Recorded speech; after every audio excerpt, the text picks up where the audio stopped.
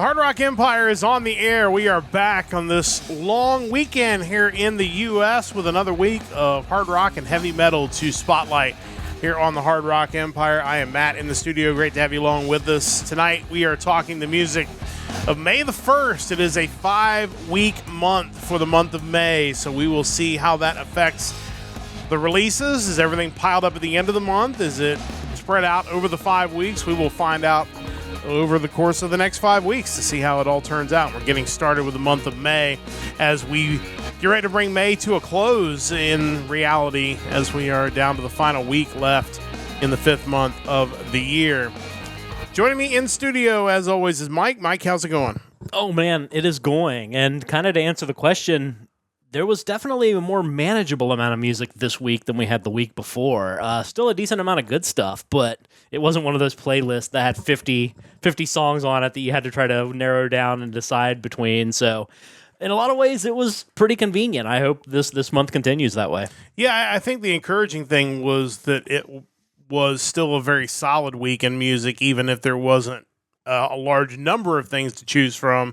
The stuff that made the playlist was all pretty interesting, and I think there was quite the variety in music this week. And I think as I will post the playlist in a little bit in the chats, I always encourage everybody to check that out because I think there's definitely a variety of things that you'll be able to choose from this week. So, and of course, we'll have our picks coming up in just a little bit, and of course, at the end of the show, we will go into the vault where Mike and I will each talk about a classic album that you need to check out. Before we get to the new music this week, a few news items. I know you've got a few YouTube videos that kind of came to your attention. Before we get to that, I think maybe the most pertinent news as far as something we've been talking about a lot on the podcast is the attendance figures came out for Sonic Temple, record-setting attendance. Clearly, whatever weather issues they had did not impact attendance at all, so that's great to see, and certainly a sign that at the very least these festival-type concerts are still alive and kicking and going really strong here in the U.S. Yeah, I saw online that they're boasting over 184,000 people over the 4-day event, which is ridiculous for Columbus, Ohio. Yeah, you know, I'm happy. Obviously, I think anytime these festivals are big, because when you think festivals, to me, I still think Europe, like in South America, where they just have hundreds of thousands of people in one day at a stage or watching any number of random metal acts. But it's good to see that actually having some steam here. I would like there to be some kind of middle ground where maybe you have a smaller, still multiple headliners potentially, but in a one-day concert that still price-wise makes sense, because I think that's where we are now, where the major acts, sometimes if they're touring on their own or with one support, financially it doesn't make as much sense as going to these 140-band 4-day festivals. Yeah, I mean, it's great that those are doing well. I would love to know kind of the financials of how those bands make out from something like that. I mean, where is the cutoff line between your band made money this weekend and your band got exposure this weekend? Because there's no question there's a line somewhere in there that the opening acts on a lot of those smaller stages are probably not making a ton, but obviously they could sell merch, which would certainly help them out. And there are ways that, obviously exposure, if people discover them and buy their music and all that, you can still come out ahead. But clearly, you're going to draw big crowds to these type of festivals, but I still do wonder whether anybody outside of the biggest stages and the biggest acts are really coming out ahead in these type of festivals. When you say that, I picture like the French Open tennis tournament and like the winnings break down based on what round you make it to. Like, if you only make it to the second round, you're getting this. Or if you're on stage 5, you're getting this. If you're on stage 3, you're getting that. I'd love to see how that works too. I think that would be really interesting. For some of those bands, I think the exposure alone, you can't really pass it up. Because for sure.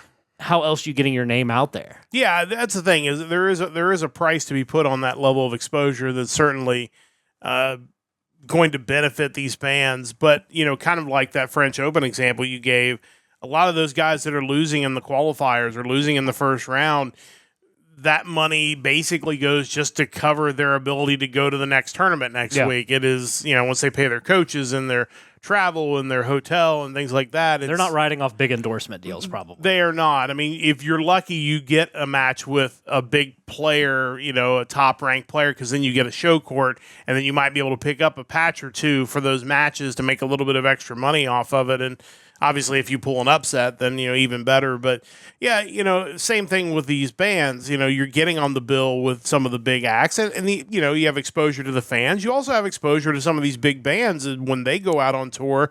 Like, hey, we saw your guys' show on Stage 5 on Thursday, and we think you would fit really well in what we're doing. Let's take you out on tour, So that kind of stuff can happen, too. And I think that's kind of maybe one of those things that fans don't really think about is it's a chance for these guys to, it's the LinkedIn basically of rock and roll bands, a chance for them to actually connect and be able to make some connections both with other bands and potentially their management as well.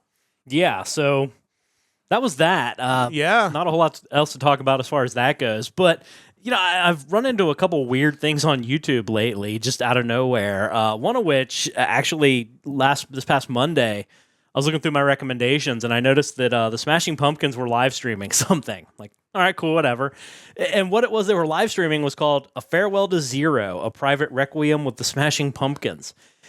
It was so bizarre. It was essentially a funeral service for Zero, which is like the fourth track off of Melancholy and the Infinite Sadness. Didn't know that was actually a person that needed eulogized, but they were running this funeral. They had a guy kind of overseeing the thing, telling bad jokes, and we had appearances by Billy Corgan's wife, as well as former pro wrestler turned neuroscientist Chris Nowinski. He stood up there and made some comments, and also Howie Mandel was there. All right. Don't know why.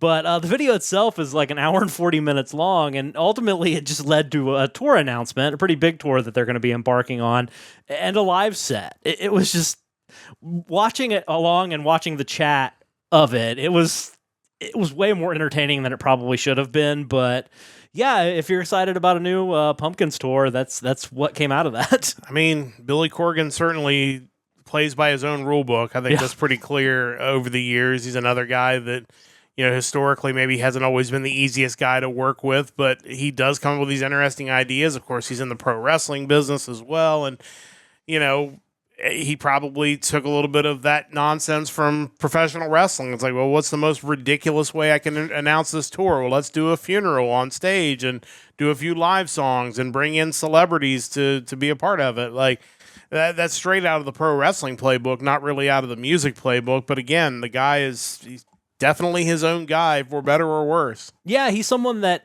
even if he hasn't had the chart success since maybe Melancholy and the Infinite Sadness, he's always interesting. There's always something he's doing, whether it's buying the NWA and being a wrestling promoter, to just kind of seemingly absurd concept albums. Like, the guy just plays by his own rules, like you said, and it makes for interesting viewing, if nothing else. Yeah, again, it's he's always able to stay relevant by just doing something different, and I think at this point he gets a lot of credit for being able to hang around and continue to show up in the headlines for good reasons and not bad reasons, which is more typical of people from that time period. Yeah, absolutely.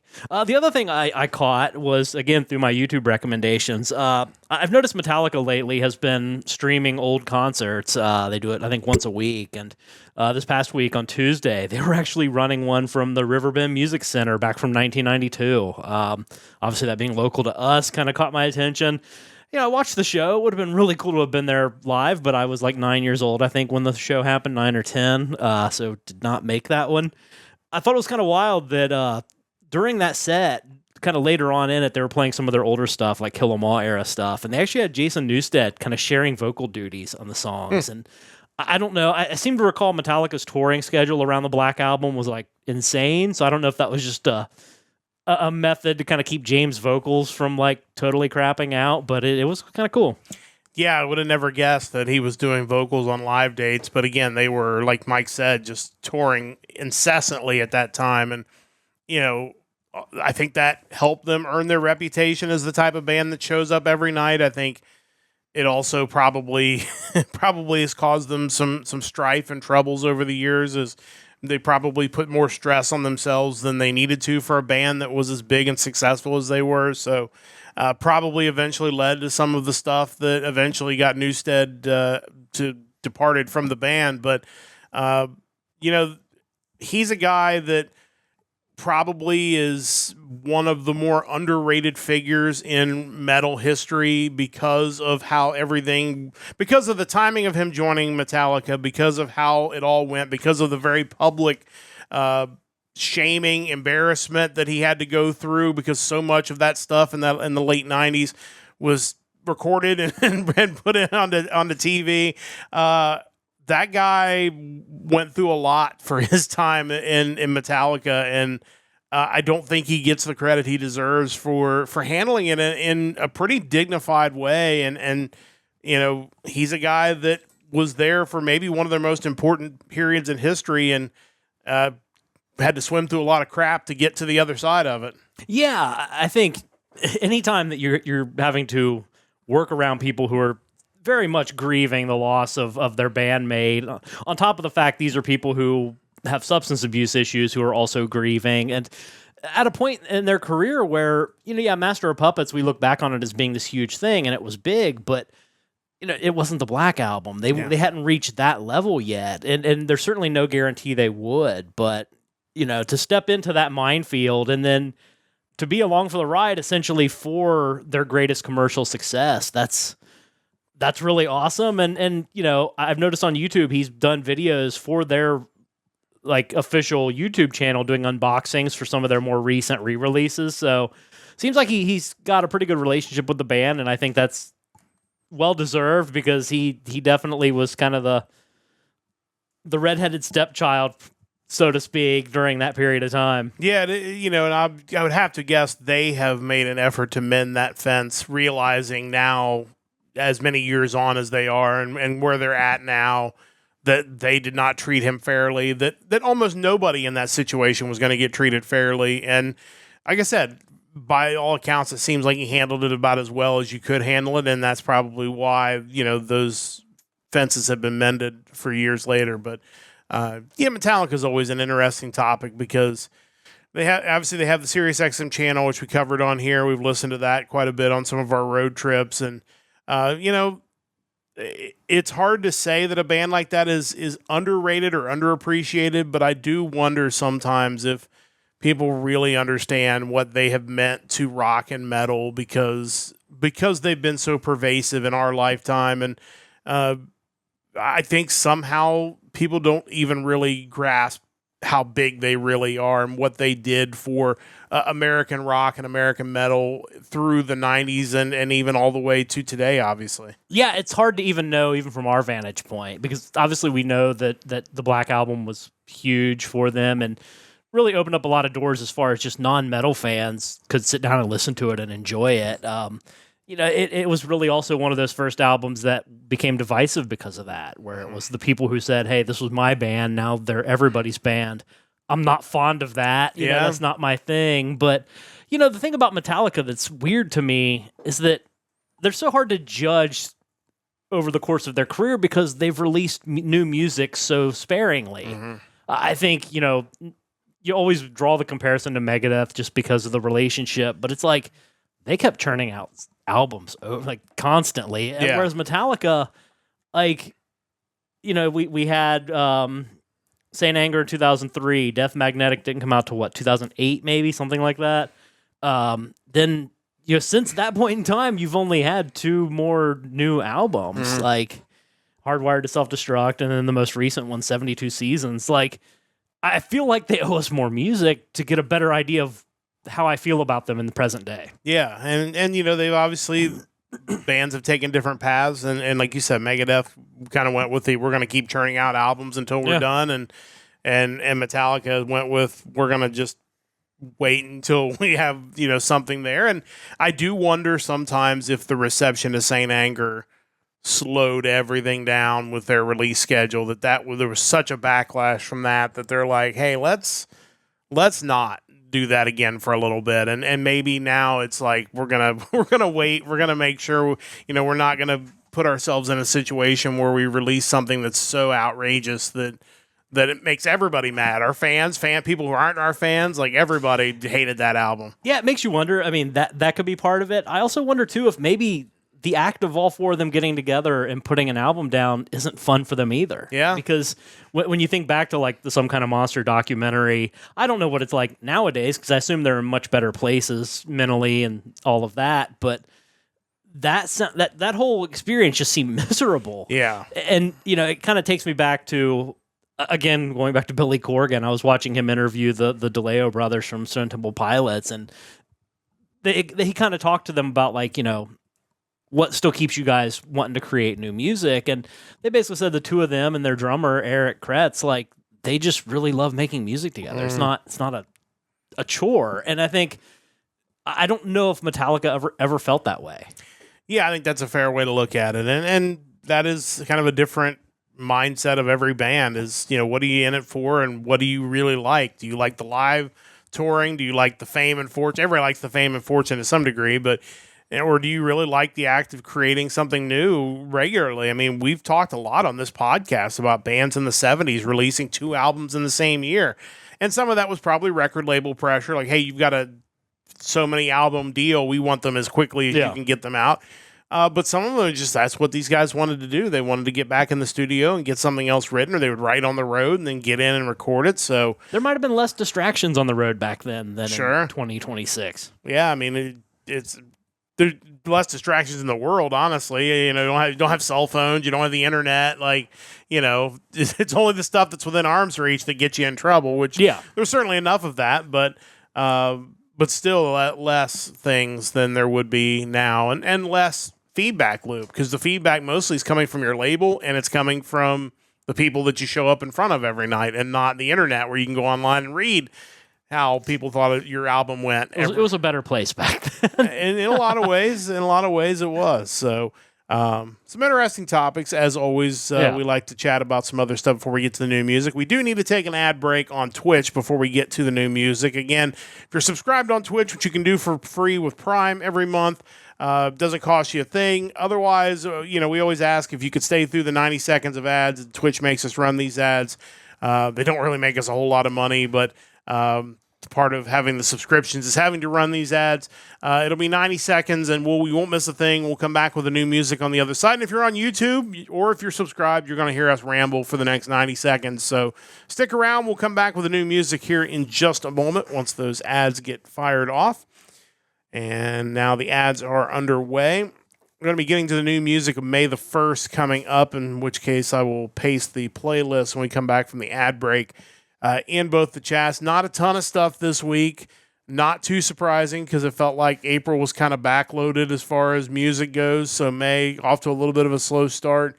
But still some good stuff. There was a lot of the stuff of what we had that you had marked yellow, which typically means it's pretty solid, at least to give it an initial listen. And there wasn't a whole lot of that I thought, this is not good. Like, all of it was at the very least decent. Yeah, it was kind of one of those weeks where as you listen to more and more of it, you start thinking, okay, I like all of this stuff, but what direction do I want to go in as far as what I'm picking this week? It's good to have those kind of options. It wasn't overwhelming, but there were options. Yeah, I mean, the one week where we had, we could have each picked 3 or 4 albums. There wasn't that this week, but I think, when you take a look at the playlist, there's definitely some variety of content this week, and I think that's always interesting. It's not 16 bands that all sound the same. There's a lot of different stuff. There's some prog stuff. There's symphonic metal in there. I think a couple of releases, some new wave of British heavy metal, just some good old fashioned hard rock, kind of modern rock stuff. So it's a wide range, and I think that makes for an interesting week, even if there is a limited number of options. Welcome back from the ad break. We're going to, at this time, put the playlist in both of the chats now that everybody's back from the ads. Of course, each week Mike goes through and we'll put together a list of the new releases, and then we'll pull a video from each of those new releases. That is the music of May the 1st this week, and then we go through them and we will each pick one album to spotlight on the podcast. Of course, in addition to the stuff that we spotlight, Mike will have some other picks and other albums that are worth mentioning. It could be interesting names. It could be big bands. It could be re-releases and box sets. a lot of different stuff. So before we get to the stuff that we're picking this week, Mike, what is in the other category this week? Yeah, so, I always like to point out some of the more noteworthy releases. And this week we had a few. Godsmack released their live album live at Mohegan Sun this week. I didn't get a chance to listen to it. I did listen to Whatever off of it, which is a classic. I will listen to that song every time you put it on the playlist. No disrespect to Godsmack, but I feel like that song was really when they peaked. And they have other really good songs, but man, that was a statement. They knocked it out of the park with that very first one. Seven Dust, they got their newest one. Their newest album, One, came out. It's their 15th album from the Florida metal band. The playlist track was really good. I need to get around to the whole thing. They're always pretty solid. Yeah, for sure. Toadies, a band that you may not have heard much about lately. Had a huge hit back in the grunge era, but their 8th studio album, The Charmer, came out. Kind of interested to catch up with them because Possum Kingdom was a huge song, but I feel like they kind of dropped off after that, and they were still releasing music, so I'm kind of curious what the rest of it sounded like. Yeah, I was excited to see their name pop up on the list. I didn't get a chance to listen to the full album, but cool to see them still out there doing it. And finally we have Ultra Bomb, which is a supergroup featuring members of Husker Du, Social Distortion, and Soul Asylum, releasing their album The Bridges That We Burn. This one showed up on the playlist, oddly enough, a few weeks back, and at the time it was before the album came out, and we didn't have access to the full album. The track that I pulled from YouTube was pretty solid, and those bands write good rock music, so I'm kind of curious what the rest of it sounds like. Yeah, that'll be interesting to get the chance to go back. It felt like, and I don't mean this in a negative way, it felt like a supergroup track, the song that was on there. Like it felt like there was a lot of stuff going on there, and I don't mind that. Like I'm curious to see, because we had a kind of a supergroup type thing a couple weeks ago where there was kind of a variety of sounds, and I'm always kind of curious to see like which sound actually like takes over a full album. One other one I wanted to shout out, I listened to King Smash's new release, The Heart Remains at Home. I thought that was really solid. Definitely worth checking out. It wasn't on YouTube Music, so I had to find the full album on YouTube, but I really enjoyed that, and would have been in another week would have been a very solid pick that I'd have been very happy with for sure. Yeah, I thought that was solid. As far as re-releases go, UFO re-released their 1981 album, The Wild, the Willing, and the Innocent, remastered. Also includes their 1981 concert at the Hammersmith Odeon. 22 tracks in total, so if you're a UFO fan, definitely check that out. As far as other things that I enjoyed that weren't major, we had the band Spell released Wretched Heart, a band from Canada, kind of doing like an occult metal thing. I thought the vocals kind of stood out. Not what I was necessarily expecting from that style of metal, but really, really cool album.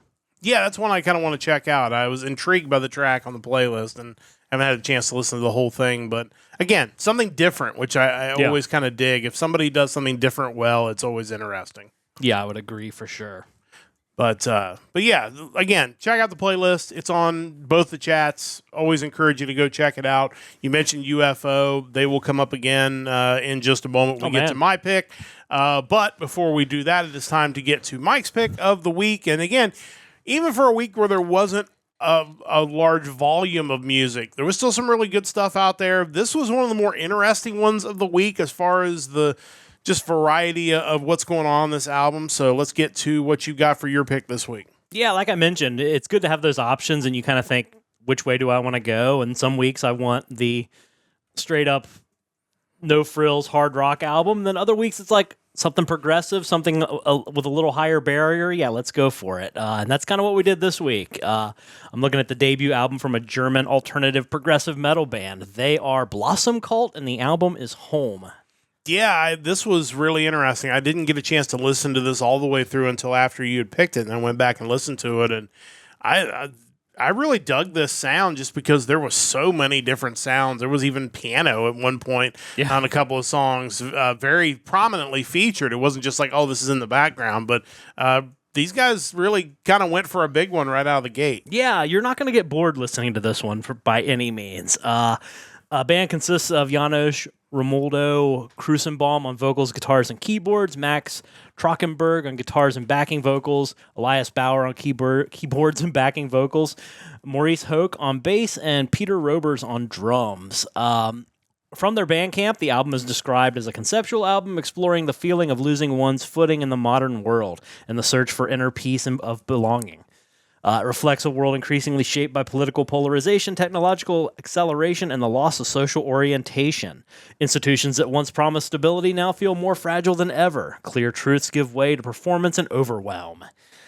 I think modern days provides a really great fodder for concept albums. Whether that's good or bad, it is what it is. But I certainly think there's a lot of inspiration to be found there. I also think, in an era where you have so many albums that have been like Ozempic down to 10 tracks in 40 minutes, a 15-track concept album over 50 minutes long feels kind of ambitious for your kind of maiden voyage. With these guys, though, it works. Playing to the concept, you have these small segue tracks called Red Pill, Black Pill, and White Pill. And also no unnecessarily long tracks. Even the title track, Chillin' Out at the end of the album's only 2 minutes and 12 seconds long. So, I mentioned with it being a concept album, there is a barrier, but you're not staring down a 25-minute opening track, and I think there's something to be said for that. They have a variety of vocal styles, which definitely helps add to the emotion of the tracks. Mostly clean, which I think helps when you're conveying a concept. Like, if I don't understand any of the words, whatever the story you're telling is ultimately going to be lost on me. Overall, I really enjoyed this album. It's not Clive Nolan levels of conceptual, but it definitely stands out among the other releases this week. Standout tracks include Paint the Sky, No More Heroes, Hail to the Eye, Traitor, End of the Line, Waltz of the Beyond, and the track that I picked to listen to, Wake Up, featuring Zach Ansley. Check these guys out. This is Blossom Cult and their debut album, Home. This is the second track off of this album, Wake Up. Let's listen to a little bit of that now.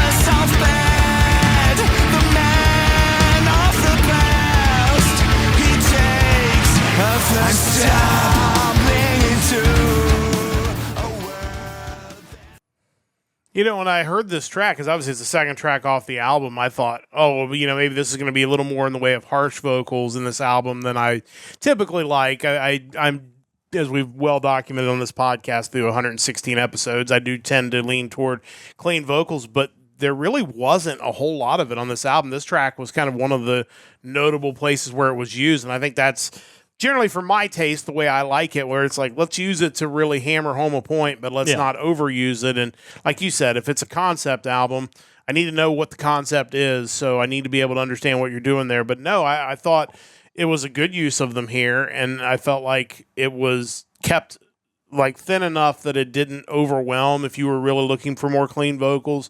But overall, this is an album that is not suffering from the sameness virus that we get sometimes on these albums where every track sounds like it's interchangeable and they all sound the same. These songs are very different, and you get the feeling that they took a lot of time to put this together because there feels like there's a real craft to what they did here. And again, if you're going to jump out of the gate and do a 50-minute, 15-track debut album, you do need to take a little time to make sure that you nail it, and I think these guys did. They really did a great job. Yeah, as far as the harsh vocals go, I think when used sparingly within the confines of a concept album, I think they can be really useful, and I think they made the most of them. It's also interesting when you consider, again, this is their debut album, so we may not even be looking at kind of what the final sound that this band's going to produce is going to be like.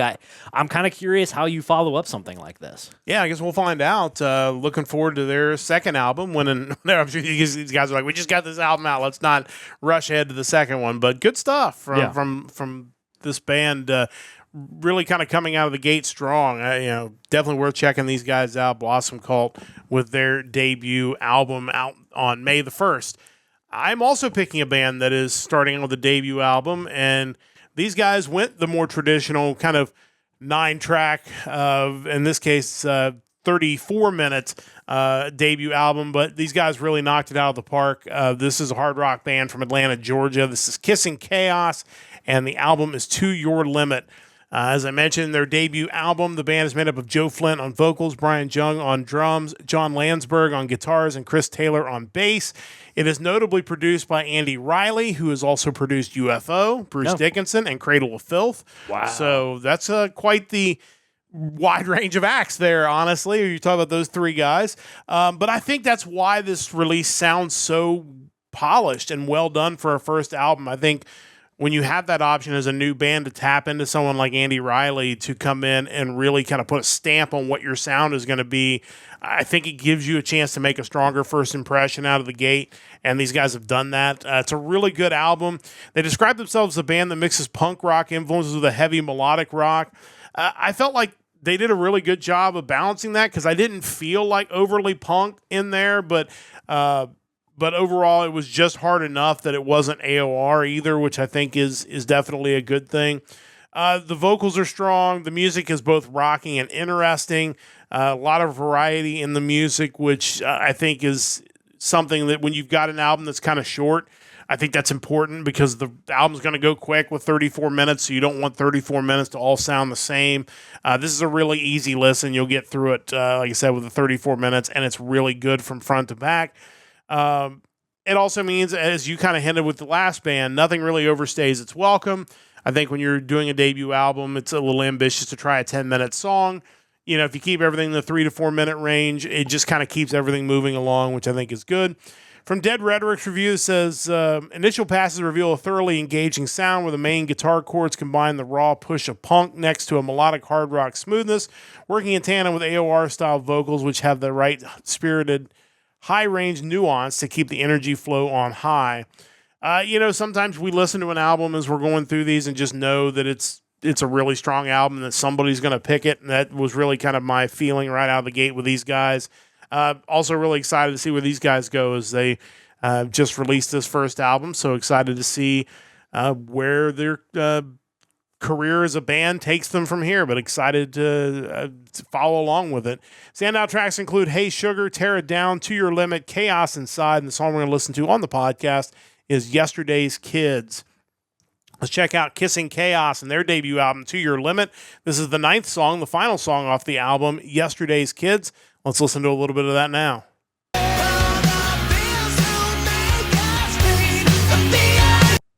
Oh.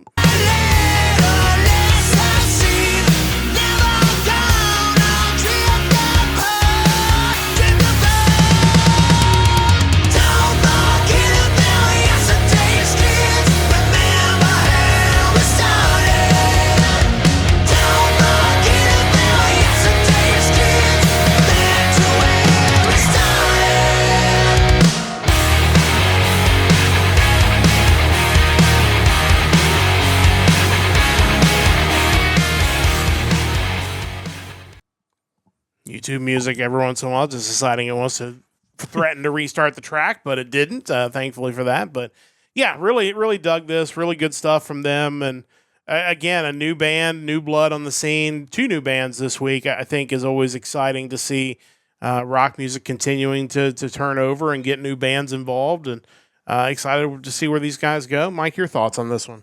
Yeah, much to your point, this was the second album I listened to in its entirety after Blossom Cult, and I walked away just thinking, okay, this is a clear pick. I don't know what else is out there, but kind of where I'm sitting right now, I already know of 2 pretty clear front runners, and yeah, there was some really good stuff beyond that, but yeah, I'm not surprised that it ended up making the show. Yeah, really solid stuff. Really excited to see both these bands and where they go from here, but 2 bands just getting started as a group, each of them. Our 2 picks for this week. I think you'll dig both of them if you get a chance to check them out. We'll go ahead and step aside one more time for another ad break, 90 seconds. Just like I said before, if you can hang out through the ad break, we'd appreciate it. Again, you can subscribe via your Prime. It doesn't cost you a thing. and that will keep you from having ads. On the other side of this break, we'll get to the vault, where Mike and I will each check out a classic album that you need to check out. But let's step aside for 90 seconds to get through this final ad break. If you're on YouTube, you will not have to hear the ad break, and we'll continue on talking about the music. Of course, we'll be back again next Sunday night, 7 o'clock Eastern Time. The music of May the 8th will be on the agenda for next week, and definitely kind of curious to see, what next week holds. Again, with these 5-week months, you just don't know how it's all going to kind of play out, but I'm hopeful that we'll at the very least have a few more things to check out next week, and hopefully some more good, solid music to check out. Yeah, I was just kind of looking briefly, and then my web browser went nuts. New one from Black Veil Brides. We got, let's see, Social Distortion, re-release from Testament, Terra Maze with a new one. Nice. That's just the Loudwire list, so there's obviously still the Heavy Music HQ list, which is usually much longer and still has some good stuff on it. So we'll see how it shakes out. Yeah, it'll be interesting to see, and of course we'll have all that coming up for you. And do want to remind you to check the Discord, join the Discord. We have it pinned in both the chats. We're going to get ready to do some new content coming up on the Hard Rock Empire, actually on the Nerdcast Empire, coming up very, very soon, maybe even this week if we can get it all lined up and ready to go. So you're going to want to know when that's coming. So to know when that's coming, you're going to need to join the Discord. And, of course, follow our social media as well. We'll have all that information coming up for you. So looking forward to some more content coming up very soon, other than the Hard Rock Empire, which, of course, will continue on every Sunday night as long as we are not out of town or whatever it may be. But we are back from ads, and it's time to go into the vault, where Mike and I will each pick a classic album that you need to check out. And, of course, one of your vault gimmicks has come to an end now that Sonic Temple has come and gone. And at some point, the Sonic Temple will come around again, and we'll have a new list of bands to talk about and preview. But I know you were looking at something new this week, which I thought was really an interesting idea, because it's kind of a topic we have touched on a little bit on the podcast over the weeks that we've done this. And this is kind of a new way to maybe take a look at this topic. So that's enough vague talking for me.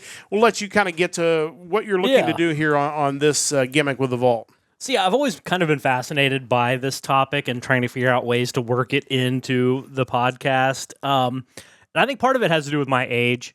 Like when I got into music, it was after kind of the 80s pop metal boom had long since died, and you still had some of those bands that were hanging around releasing albums, and for some of those bands, those ended up being kind of the first albums of theirs I heard. It's like, I think of a band like Rat. It's like I was familiar with Rat, but the first album that I listened to in its entirety from them was their album from like 1997, which was very much kind of a stripped down effort. I remember Dawkins' Shadow Life and Erase the Slate. It's like these were albums that I enjoyed, and they were done knowing that the ship had sailed on kind of their trademark sound. They had to go a different direction. So I've always been curious about the other bands, like acts that maybe were huge in the 80s, that, once kind of that point in time when grunge became a thing, and I kind of point to when Nevermind was released by Nirvana.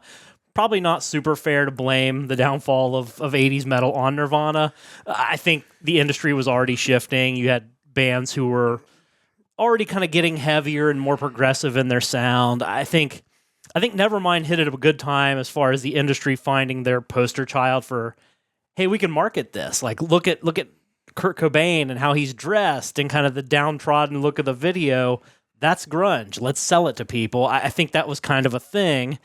But because of that, I think kind of the fall of 1991 is where I'm going to start and look at some of the bands that were big before that and kind of what they did in response. To do that, I was trying to think of the best way. I thought maybe I could do it chronologically, but I decided instead just to go back to my CD collection alphabetically.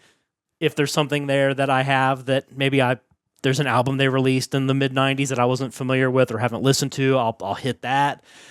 And with that being said, starting with the letter A, we are going with someone who is no stranger to altering his sound. we are looking at the 1994 album by Alice Cooper, and that is The Last Temptation. This is probably the most interesting pick that you could have gone with, and I've not yet listened to this album, just full disclosure, but there are so many bands who, when you do this, their album is probably going to sound exactly like their hits from the late 80s, and that's not surprising. They're just going to continue to try to do what they're doing. Alice Cooper, as you said, has made a career of kind of going with the flow and finding a way to kind of fit in, and it's worked really well for him. So it's kind of an interesting choice out of the gate because he's somebody who you wondered, looking at an album release in 1994, where that was going to kind of fall in the spectrum. Yeah, and it's interesting because I think I'll find kind of both examples, because I think there probably were some of the bands who just stayed true to their sound. But you think of like a band like Skid Row, it's like, you know, Slave to the Grind was a lot heavier than their self-titled, and then you move beyond that. Subhuman Race, which came out a few years later, is them essentially trying to do some sort of alternative metal sound. And it was still a good album, but to me, Slave to the Grind was like the pinnacle for them. You have another band like Shotgun Messiah, who were kind of late to the party, but Second Coming was a lot heavier than their first album. And then by their third album, it was like a two-man outfit doing industrial metal. So you'll find some interesting things, I think. With Alice Cooper, all you kind of have to do is look at the personnel involved with the albums and kind of see where he's heading. I love it because you had this 3-album stretch of his in the studio where you had 1991's Hey Stupid, which is the album that had Feed My Frankenstein, like very much 80s metal album. You had 1994's The Last Temptation, which is the one that we're talking about today, so I wasn't sure what to expect with it. But then the third album in that little trio was 2000's Brutal Planet, which you feel was heavily influenced by things like Manson and industrial metal. Like, it just had a totally different, kind of darker, down-tuned feel. And that was one of the earlier Alice Cooper albums I listened to in its entirety, and I really loved it. So kind of wild. But getting into kind of the comparison, I mentioned Hey Stupid being kind of the hair metal album. You had guest appearances by Slash, Ozzy Osbourne, Joe Satriani, Nikki Sixx, Mick Mars. Going into Last Temptation in 1994, you have Chris Cornell writing 2 of the songs and performing with him. Derek Sherinian, former keyboardist of Dream Theater. Dan Wexler, who is the guy from the metal band Icon. Then you have Jack Blades and Tommy Shaw, which is kind of still a nod to pre-80s metal as far as their history. So it's going to be a different sound for sure. And when you jump into the beginning of the album, the song Sideshow starts with like an acoustic guitar, which doesn't sound like Poison or Feed My Frankenstein by any means. But the thing about Alice Cooper is, like, no matter what the music around him sounds like, it still sounds like an Alice Cooper record. Like, there's something about his vocal delivery, kind of the snarly storytelling vocal style he has that always kind of permeates whatever the rest of it is. And that's definitely what's going on with this album. It's definitely more grounded than the last few releases, and probably more evidence that he was right as far as changing up the sound to keep things fresh. As a result, I really enjoyed this album. Like, I like Hey Stupid, I like Brutal Planet, and turns out the middle ground between the two, I also really enjoyed. And kind of cool as you get to the end of the album, the last track, Cleansed by Fire, kind of feels like it's going to fit right into Brutal Planet, even though these albums were 6 years apart and clearly different creative visions. But I think if you like Alice Cooper at all, there's really nothing to dislike about this album. Nice. Standout tracks include Sideshow, Bad Place Alone, You're My Temptation, Stolen Prayer, Unholy War, It's Me, Cleansed by Fire. Just a really solid release. Yeah, I mentioned it off the air. It's worth mentioning on the air. I have a friend of mine who I went to NKU with when I finished up, and obviously she's considerably younger than me because I went back years later, and she's a big Alice Cooper fan, and I would love to know from her what the first Alice Cooper album was that got her into Alice Cooper. Was it the classic 70s stuff? Was it the stuff from the 80s? Was it this album? Was it the 2000s? Because he's had such a long career, like, where do you jump in and how do you kind of get to the other stuff? But like you said, at the heart of it all, Alice Cooper sounds like Alice Cooper, no matter what the music is around the singing, the actual song delivery. And I think that's really the secret. It's like, yeah, you can kind of change the music, but you've still got the man in the microphone right there who's kind of doing it his way, even with all the other stuff in the background, maybe a little bit different. Yeah, and again, I had no idea this album existed as far as in the Alice Cooper timeline, and it makes a lot more sense now after listening to it, kind of what he did. Because, I mean, the music industry, as far as what was popular in the world of rock, it was changing so fast. Like, you look at what was big in 1994, by 2000, that would have been nothing. No one would have cared about it. So, I certainly don't blame him for kind of going that nu metal route a bit in 2000. Would I have liked to have heard maybe another album that sounded like this? Probably, but it is what it is. Well, we won't get too deep into it, but you mentioned briefly, because you brought up the Toadies having a new album. They were a band that, was grunge / post-grunge, and as you found through your research, didn't get a whole lot of label support once their style of music started to kind of fade out. They were kind of ignored by their own label. Yeah, just looking at their Wikipedia, when they went to record their second album, which they recorded in 97, they submitted it to the label in 98, and they were just like, yeah, we don't want this. Like, go fix it.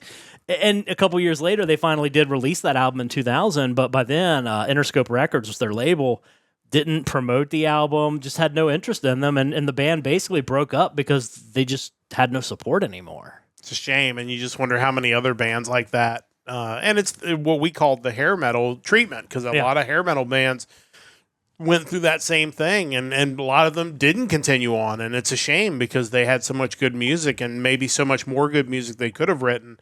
The ones that did survive, you kind of look back a little differently on as like these guys survived the wars of labels that just didn't want to put their songs on the radio anymore. It's a shame, really, because I think with any kind of music style that becomes popular, you're going to have kind of two different types of bands. You're going to have the ones who might be kind of one-trick ponies that will just kind of fade away, but they never allowed the bands that still had something to offer to evolve and continue being prominent. And I think we lost out on a lot of really cool music because bands just couldn't make ends meet without that support. Yeah, no question about it. Well, you mentioned one-trick ponies. That gets us into my vault, the one-hit wonders. We're going through the list of the one-hit wonders of every year from Wikipedia, and we're up to 1973 this week. And, this is a song that I think everybody probably knows if you have any knowledge of classic rock music. I think it has probably been in commercials. It has been...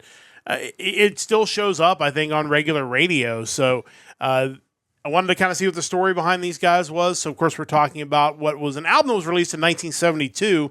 The single didn't hit until 1973. The album is Stealers Wheel by the band Stealers Wheel, the Scottish folk rock band, released on November 17th, 1972. Of course, the song in question is Stuck in the Middle with You. You have heard that song probably everywhere. It was the album was a critical success, reaching number 50 on the Billboard 200 charts. The single, obviously a big success as well, reaching number 6 on the U.S. Billboard Hot 100 and number 8 on the UK singles chart.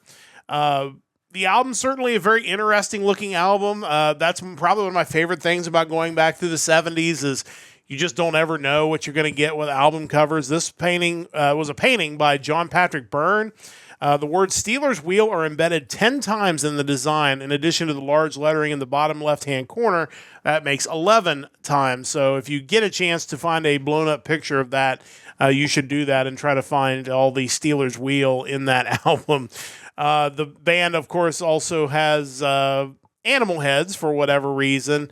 The band is made up of Jerry Rafferty on guitar and lead vocals, Joe Egan on keyboards, guitar and lead vocals, Paul Pilnick on lead guitar and rhythm guitar, Tony Williams on bass, Rod Combs on drums, and then guest appearances by Ian Campbell on bass and Luther Grosvenor on lap steel guitar on Stuck in the Middle with You. So certainly wanted to mention that, considering that's a big part of that song.